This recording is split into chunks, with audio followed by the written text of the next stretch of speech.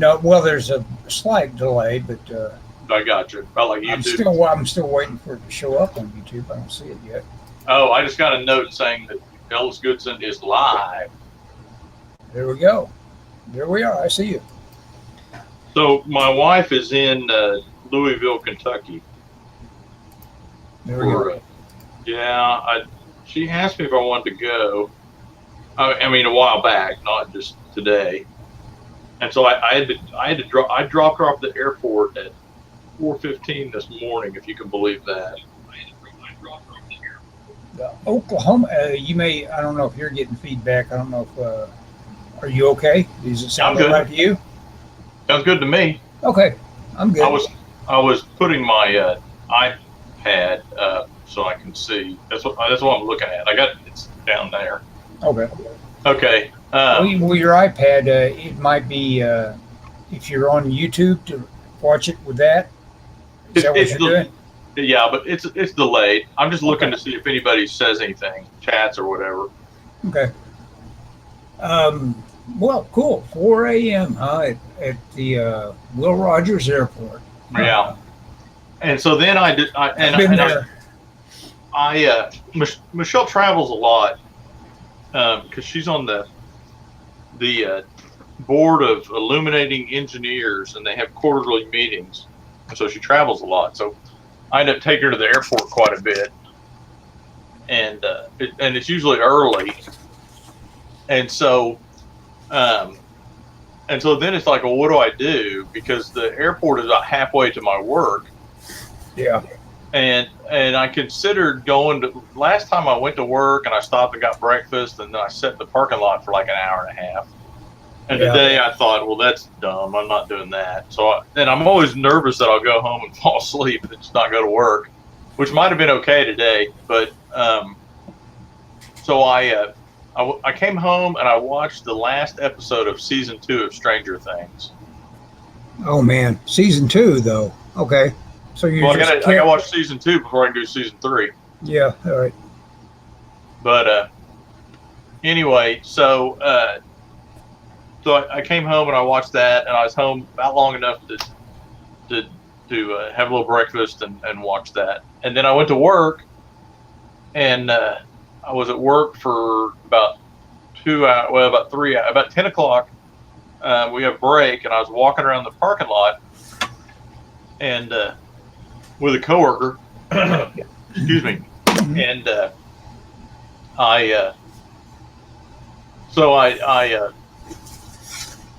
I come back, and I realize as soon as I go in the building, we were outside. I go in the building that the lights are off. And I'm like, oh, and then one of the managers comes by and says, yeah, they're off in all of Del City. And so we hung out for about an hour. I mean, in our entire building, our entire company, except for there was one building that had lights on. Yeah, usually you need electricity to do business. Oh, well, yeah. I mean, I'm working on a computer. Yeah. So we were in the building. We were helping assemble some stuff. Which, I mean, we can do that kind of thing. And and so then, like at 11, they said, well, everybody needs to go to lunch. And they said, since I'm a manager, I had to, and I got everybody's phone numbers. I mean, I have them. They said, well, call in an hour or half an hour, and we'll let you know what's going on. And so I called in 30 minutes. They didn't know anything. Meanwhile, I was in my car because I was going to sit in my car and draw at lunchtime, but normally I go to lunch at 1. Well, the sun is normally higher in the sky, so I'm in shade. Well, it was pretty low at 11, so I was burning up in my car. Yeah. And I could hear the air conditioners. At one point they came back on, so I knew the power was on. So I went back inside. But then our internet was out, and I could work on one. I had one thing that I could work on. It's just a little project that I've been messing around with for quite a while, and there've been a lot of changes, that sort of thing. It's a badge for a rodeo, and they kept changing, and I was trying to get that knocked out today, and the internet was down, so I couldn't save it. But I finally, about the time I get it done, the internet comes back up. So I went from hoping that they'd send me home to, you know. Yeah, I tell you, the internet goes away, you realize, huh, good Lord, I can't do anything. And that's a shame, because I anticipate the conflicts coming up that will just take that internet away from us, just pull it out like the old proverbial rug. And, they better have some sort of notion about what to do about that. You talking about my work or the world? The world, the country mainly. You know, I hate to sound like an old man Luddite here, but I think that we were better before everyone had social media in their pocket 24/7. As a society, not any one individual person. Oh, definitely, yeah. No, I think everybody's agreed on that at this point. Yeah. The idea that these guys like Google are all of a sudden got so much power. These are not the people that you want to have power over you. These are people these people are not altruistic. I'm gonna share my screen. What's that? You're going to share my screen? You share your screen? Okay, go ahead. Yeah.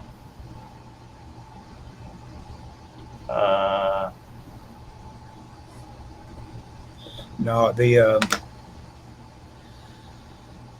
it's not a good look for us. Okay. I'm lettering today, by the way. Okay. Oh, so you're going to about shift from looking at you to showing what you got. Yeah, I don't need to look at myself. I know what I look like. I mean, I like to look at myself, but yeah. So anyway, hey, look at that! I like that. So I thought I would be later because Michelle's out of town, and so I have dog stuff. You know, we have a dog, so I got to take care of the dog. Michelle normally does a lot of that stuff. Hang on just a second. I'm trying to. Yeah, go ahead. I'm goofing with how I present things. Okay. For some reason, my menus are messed up in Illustrator. I don't know if it's your menus are messed up in Illustrator. Yeah, and I'm not sure. I'm looking at it. Hang on just a second. Hey, Commander X's screen. Okay, fine. Yeah. Sorry. I guess I'm the one that clicks it to make it. I add it. You ready? You ready for me to add it? Wait, did you just do that? Did you do that? I just now added it to the work. Do you want it there? Oh yeah, that's fine. I don't care. I don't think you're able to add it, but you can't add it and wait for me to add it. I don't think you've got the clickable abilities. I think I'm kind of like in charge. Well, no, I think I'm having like a memory thing because I'm in Illustrator and I'm seeing my menus up at the top are not Illustrator. Oh, you're just having your local issues. Okay. Yeah, I don't know if that's a. Hopefully it's not a memory issue. It might be. I want to try quitting Photoshop. Okay. I don't know why it accepts that. Okay, that's Firefox. Hang on, let me quit some stuff here. Okay, that's Yard Stream.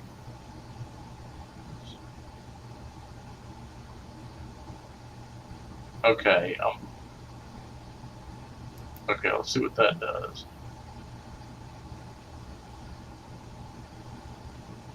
Yeah, I've got you added.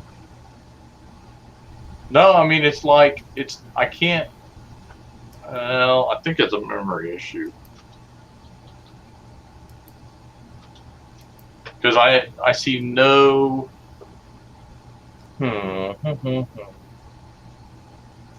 Yeah, you know what? I don't want to quit Illustrator.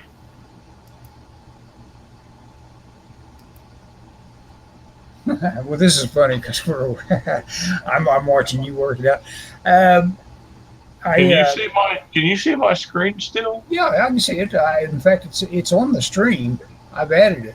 Is there anything that's scary that shouldn't be added to the stream? Okay. I don't know. It's fine. Oh, there it popped back up. Yeah, I can see it. Of course, even making it the biggest thing, it's still. Oh yeah, see how my box? Can you see that? Yeah, it still all looks pretty much Greek, because, it only gets so large. I mean, if your screen, if you're focused in and making things big for yourself, it'll get big on your screen, obviously. Yeah, I don't think Illustrator likes me sharing the screen. Oh, really? Yeah. Huh. Hang on, let me try something. Well, it might not. It might be StreamYard doesn't like it. Or yeah. StreamYard is probably still kind of buggy and glitchy. How's that look? Well, it looks like. Oh, that's terrible. It looks kind of off-centered and kind of like. There you go. That is showing your screen as you're looking at. There you go. There's your more like your work area. Hang on. Let me see if I got something I can stick this on.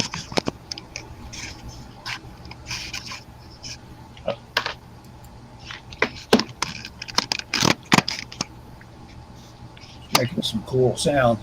I got a note from Gary. Go ahead. There. How's that look? Is that a little higher? A little higher up? Inch it up a little bit. There you go, right there. You're right in the middle. Uh-oh. Now it's falling over. I got a clip to it. Hang on just a second, Ellis. Okay. Sorry to this one. This is the kind of thing we're doing it just to do it. It doesn't matter. Well, I don't want to hate me. I care. I'm supposedly on Drawn and Quartered tonight. We're doing Scooby-Doo. Oh, really? I've never drawn Scooby-Doo. How's that look? That's not high enough, is it? Yeah. It's there you go. That was getting closer to it. There you go. Hang on. How's that? Does that go up? Pretty good. Oh, I'm looking at the thing. That looks terrible. Okay. You be the judge. I mean, it will show up on YouTube pretty quick. Yeah, I'm looking at it. Hang on, I need some more. Luckily, I got plenty of DVDs and books. If you're stacking stuff on books, I'm prepared. Okay. That's probably better. Is that better? Are you working on an iPad or what? What are you doing? No. Oh, hang on just a second.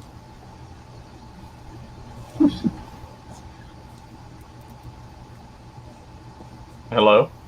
Oh, I'm here. No, I'm talking to my wife on the phone. Hey, I'm talking to Ellis on the internet. Yeah, that's why I didn't answer immediately. Oh, you gotta communicate. Oh, I didn't hear the first time that you called. Sure. Nothing's working. Yeah, probably. I'll call you later.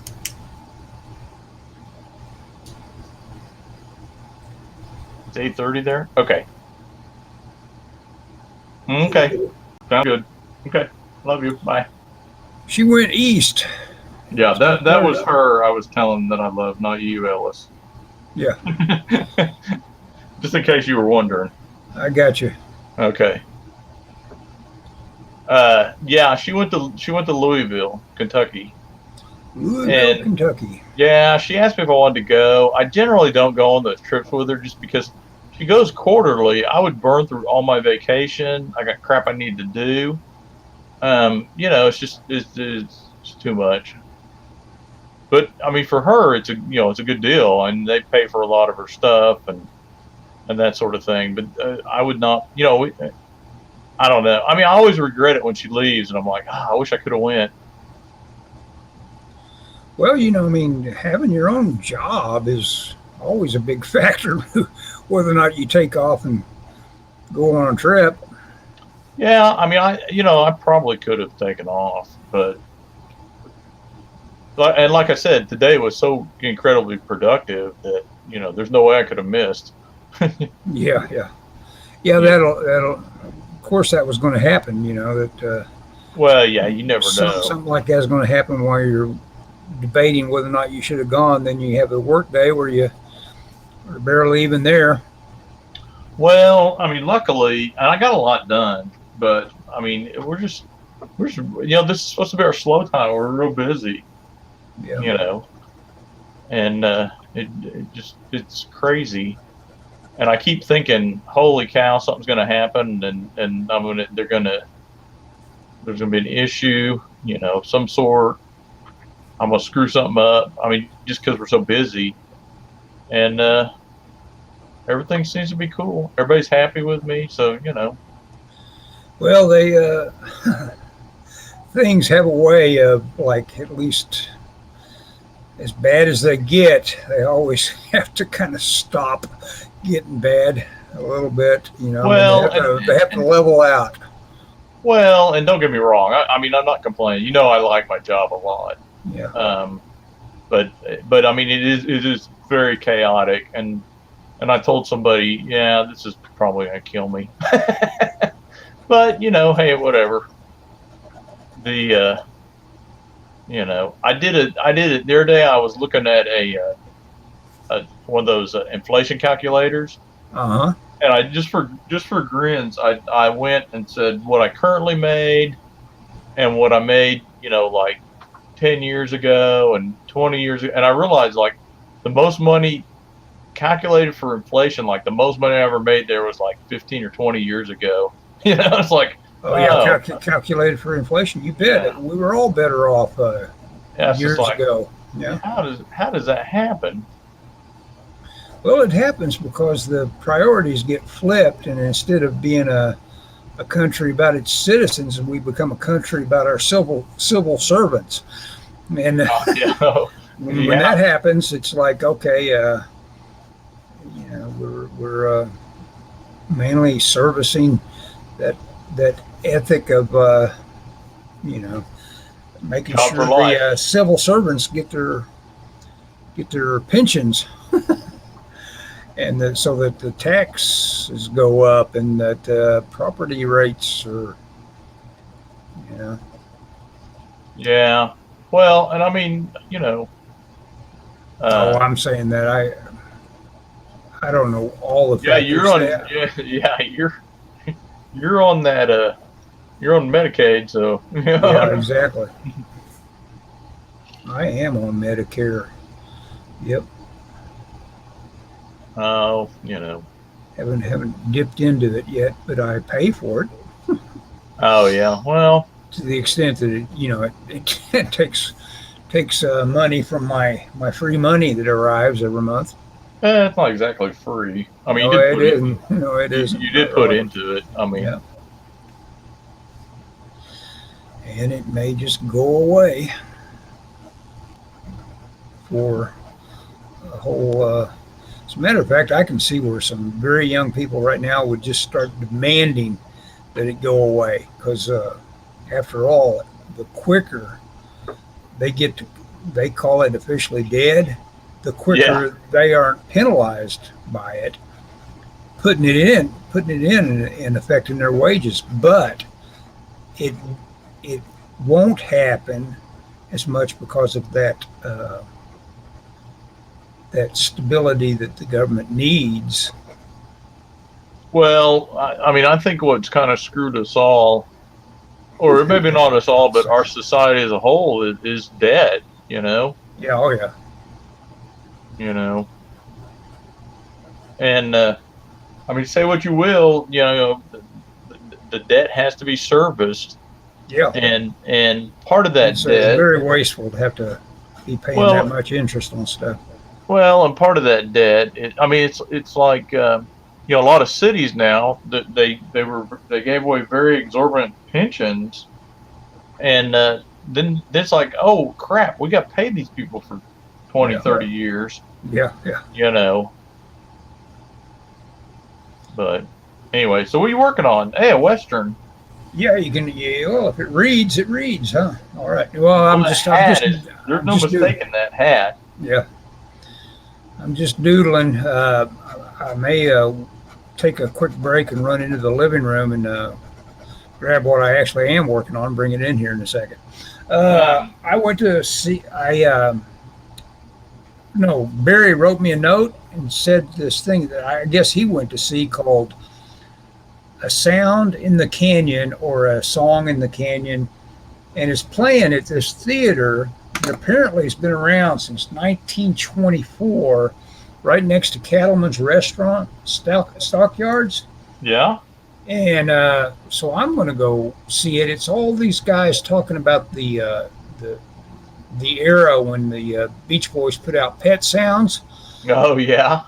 In the early or the late '60s, and so it's going to be a documentary on that particular specific time with all this footage and everything. And Barry was just highly recommending it.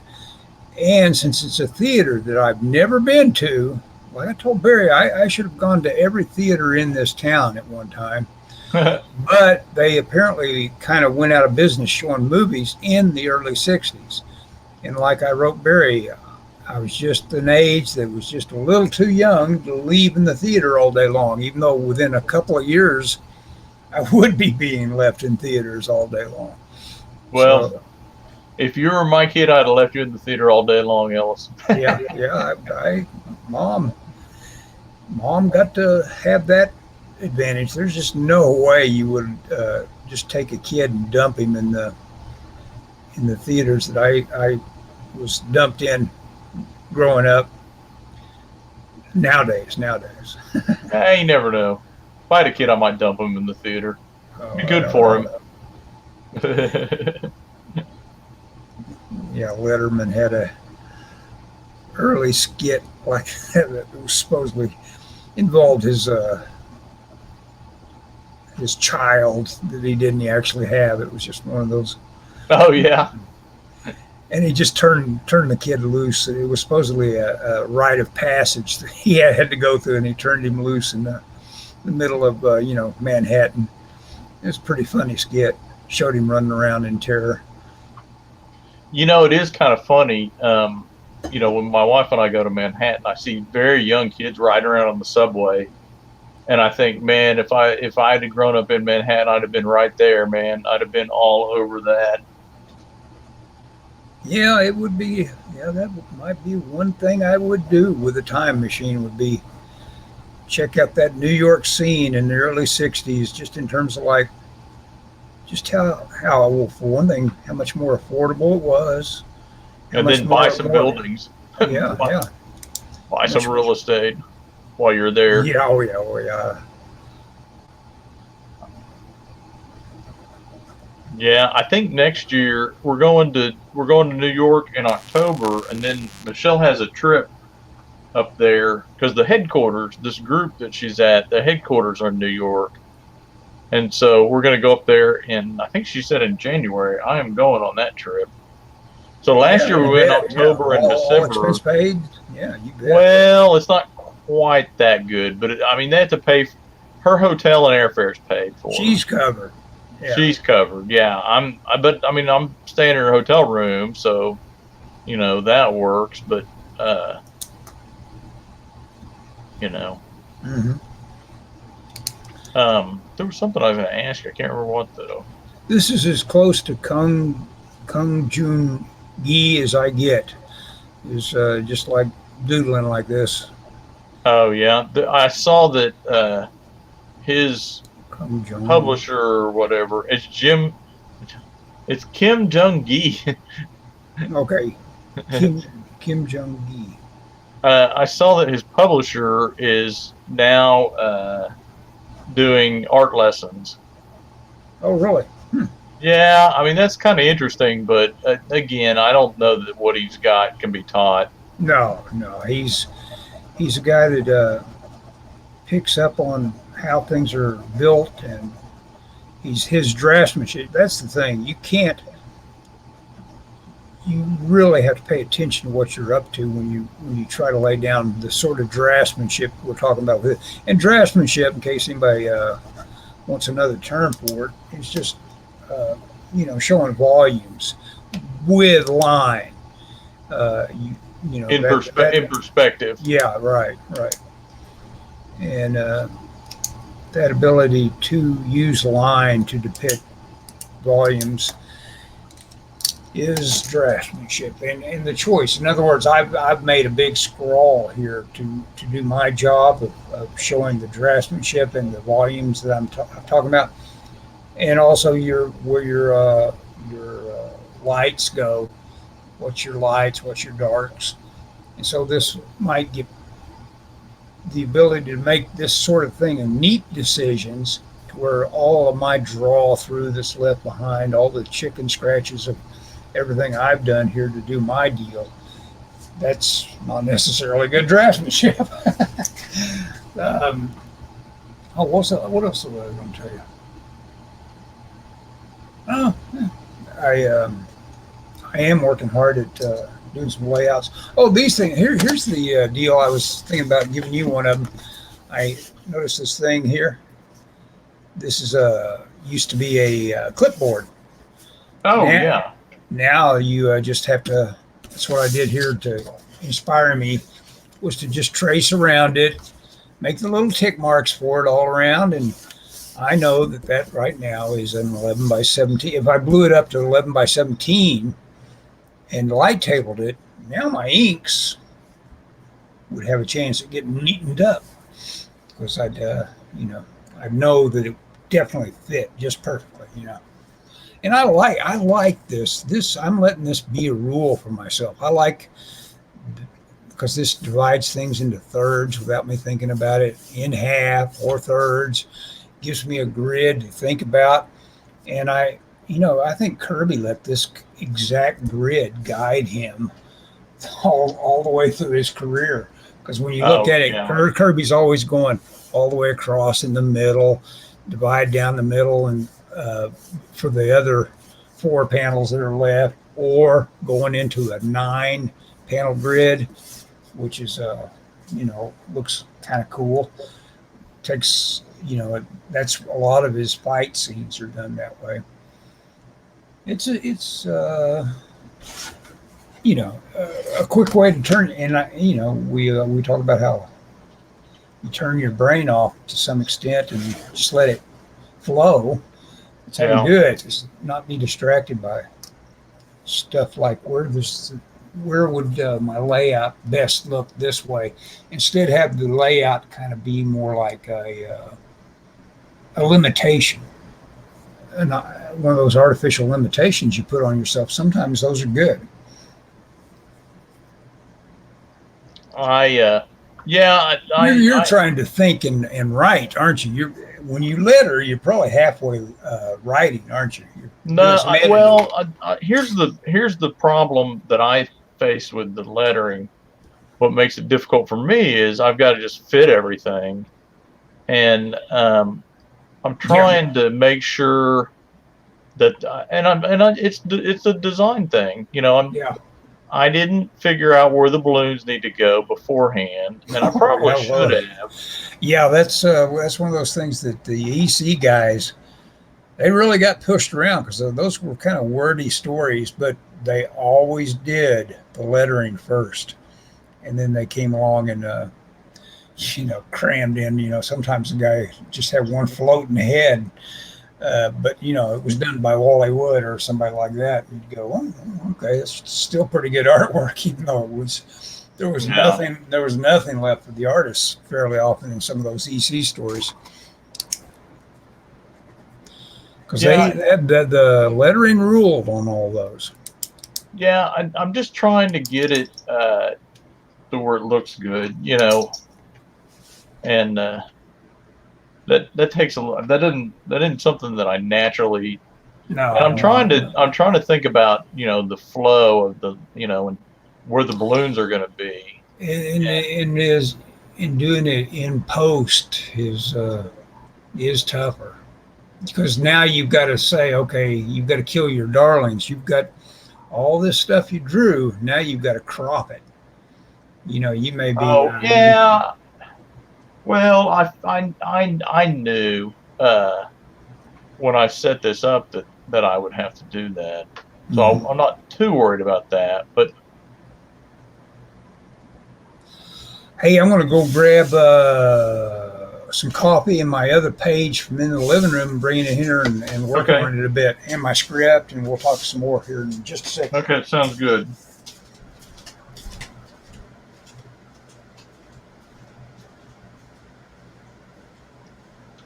So if you're watching this after the fact, my name is Scott Sackett. I know I got Commander X on that. That was a joke.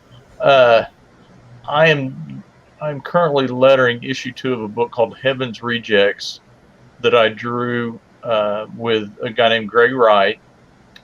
And I met Greg at New York Comic Con, or actually, I met Greg's publisher at New York Comic Con. Not last year before last. And I showed him my portfolio, and he put Greg and I in contact. And Greg was not at the con, but he liked my work, and Greg liked my work, and so we kind of come up with this project. And it's basically 3 angels that get kicked out of heaven, and they get kicked out of heaven. They come to Earth, and they fight. Well, originally it was pitched like they were fighting crime, but they really fight like demons and stuff, which I'm okay with. I mean, so I've been working at this. I have a full-time job, so this is probably taking me way longer than it should have. But I'm okay with that. You got to do what you got to do. I do wish I had more time to draw, for sure. But I'm working at it. This will get done. So now what I'm going to do is do this sound effect. Oops.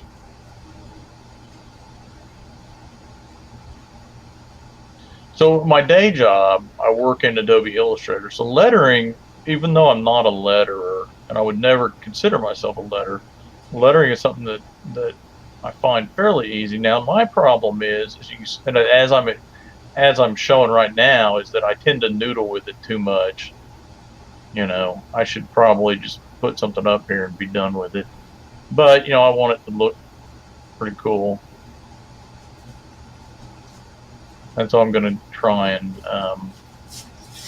make this look pretty good. I want it to look good, Anyway, so now what I'm going to do is kind of fill up that area with these at or whatever this is. Sorry, I turned that into a road trip. Oh, that's okay. I was gone a while. A couple of minutes, huh? That's okay.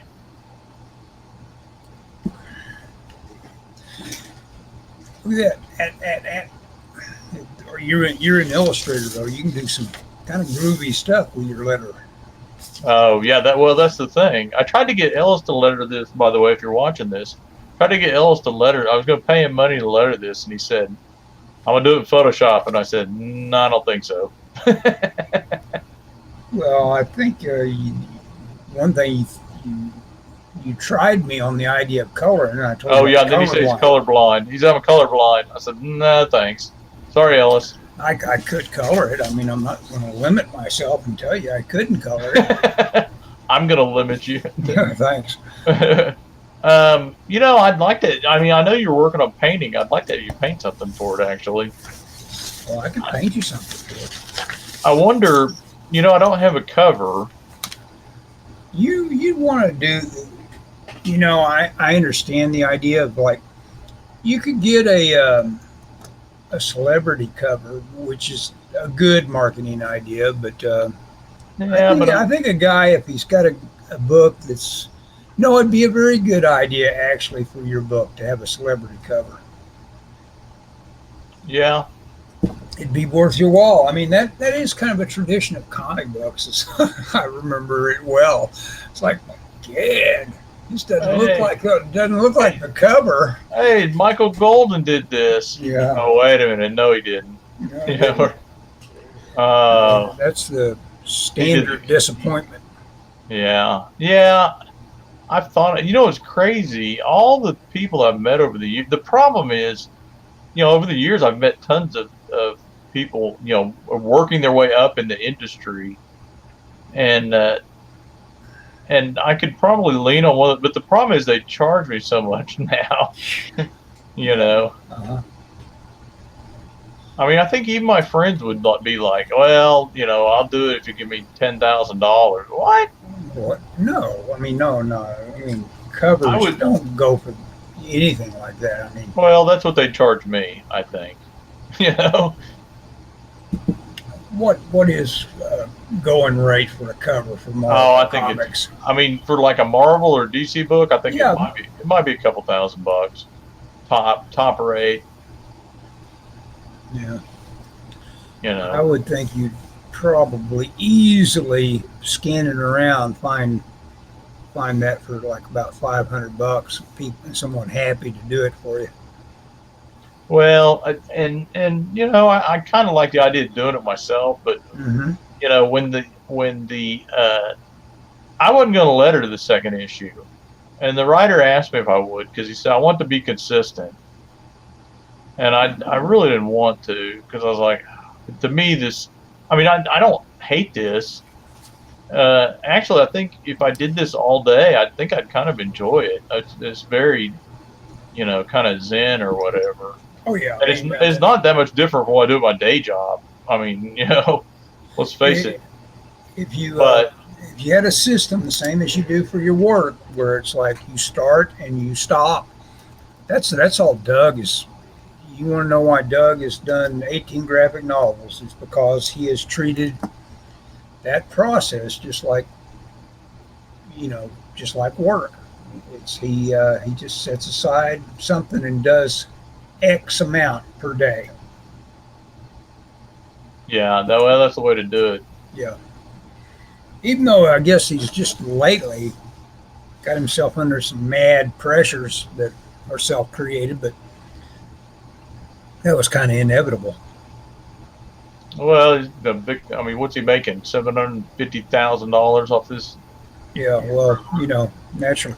Just imagine that. I can't imagine the shock of letting go half of that sort of money where you could look at it and think of it as your money. It'd be like winning that much money in Vegas and having somebody just come along and say, "Hey, I need half of that," you know. Wait, who took half of it? Well, the government will eventually. Oh, that's sure. Yeah. You know, I did that weather comic for the local people, and I like a third of it went to taxes, and I was like, why am I killing myself? Yeah, exactly. I mean, it really the tax system is not very kind to freelancers. You know, and you kind of are like, why am I doing this, then? I could be sitting at home playing with my dog or having fun, you know? Mm-hmm. Instead, I'm giving the government money, which, you know, I mean, don't get me wrong. I was happy to do the job. It was fun, blah, blah, blah. But, you know, several people told me, oh, several people, before I took that job, you know which job I'm talking about. Oh, yeah. Where you did a tornado. I did a weather comic for a local news channel. Yeah. Several people advised me to lowball it so that it's like, they were like, oh, it will be a prestigious job. And I go, you're out of your mind.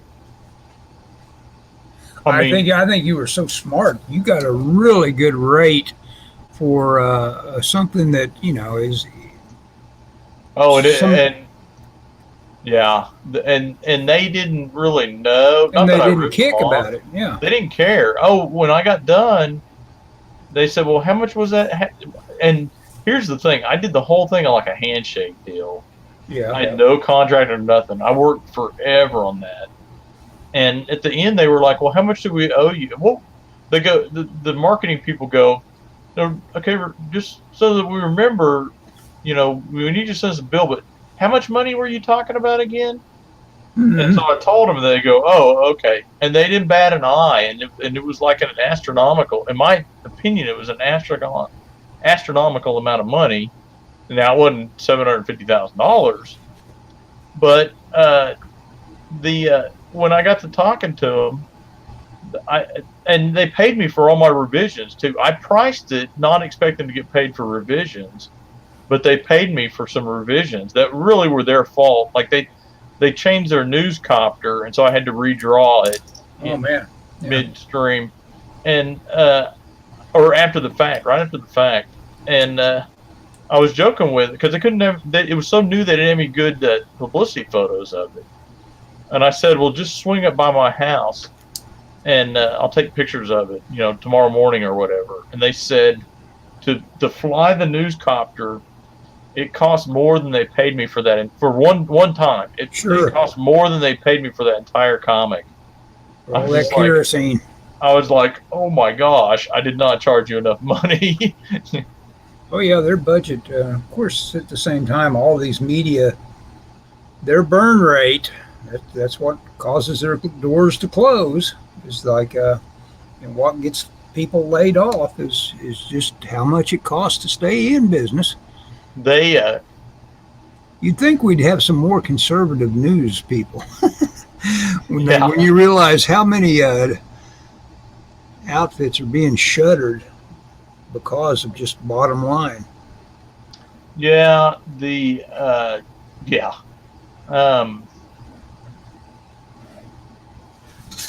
sorry, I gotta do signage.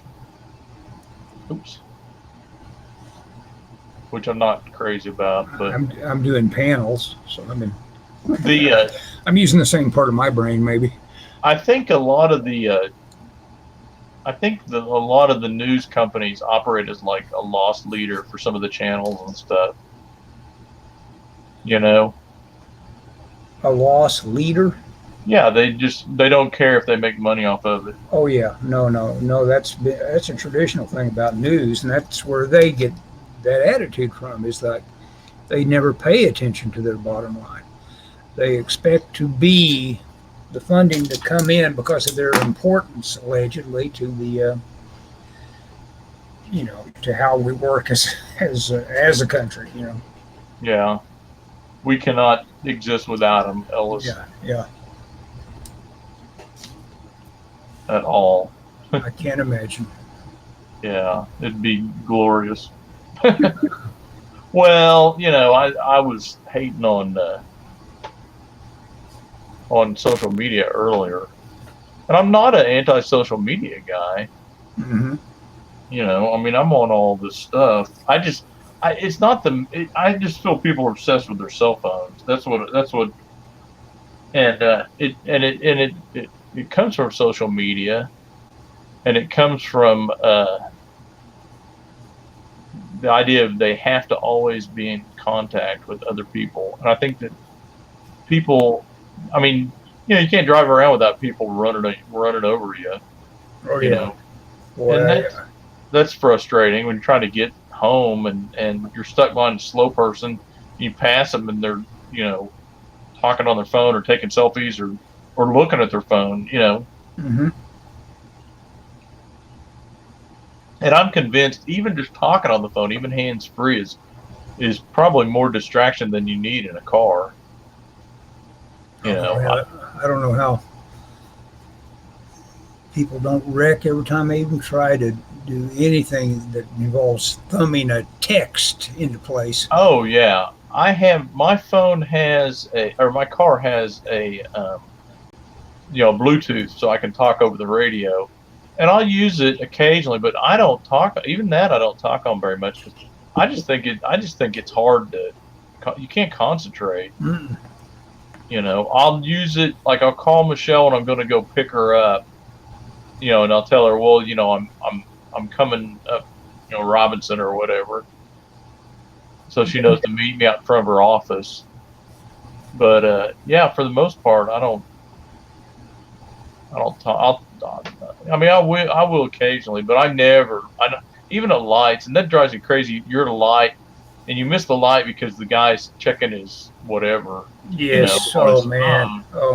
Yeah. Oh yeah. That will drive a guy nuts. This heat, especially. In this heat, oh my gosh, we got the heat dome here. Hey, have you turned on your air yet? That's what I wanted to ask. Yeah, it's on. Can't you hear it? No, I can't hear it over mine. Okay, yeah, that's the deal. Mine run nonstop, man. I just now paid my electric bill, Oh, yeah? They actually said, hey, this is more than you usually pay.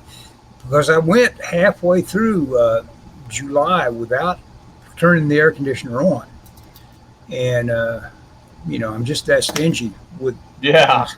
But, well, I mean, I get it, but it had an effect, obviously, because the next bill is like 4 times as much.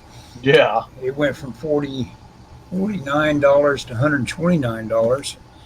That's quite a difference. All of a sudden, Ellis is paying different, Yeah. Well, I'm sure they're happy about that. Oh, yeah. Oh, man, look at that. You can't even see that sign.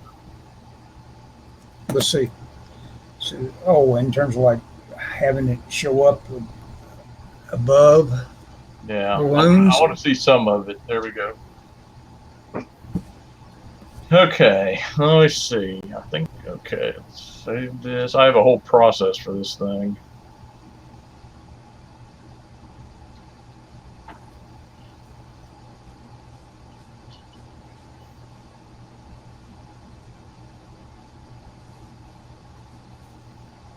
I was going to ask you something. I can't remember what, Ellis. Probably what I know about I know Scooby-Doo. What? I know what I was going to ask you. Have you read Rum Punch? I have not. I've seen the movie. I picked up. Wait a second. No, you're talking about Elmore Leonard. I have read it. Yeah, the one Jackie Brown is based on. Yes. I picked up the movie. Half Price Books had the DVD for like $3, and I'm not a big Tarantino fan. I have to admit, ashamedly. Yeah. But I mean, I like his. I mean, it's like, But I like that. I haven't seen all of it, but what I've seen, I like of it. Okay.